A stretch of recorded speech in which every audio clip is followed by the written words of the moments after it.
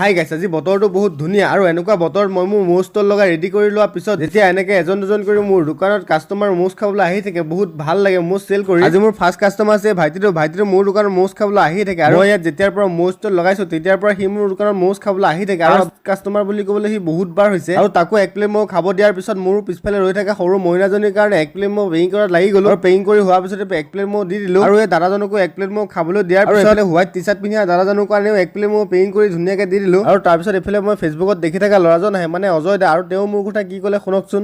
তেনেকৈ ম'ম' খোৱা নহয়, কিন্তু সি ধুনীয়াকৈ ভিডিঅ' বনাই আছে। এইকেইদিন দেখি আছোঁ চিংকু বৰা খুব আমাৰ ভিঙত ভাইৰেল হৈছে আৰু খুব ধুনীয়া ম'ম' বনায়। তো ম'ম' খাই আছোঁ, সকলো ইয়াত আহিব, তাক উৎসাহ দিব ভিডিঅ' বনাবলৈ যাতে এনেকৈ আগবাঢ়ি যায়।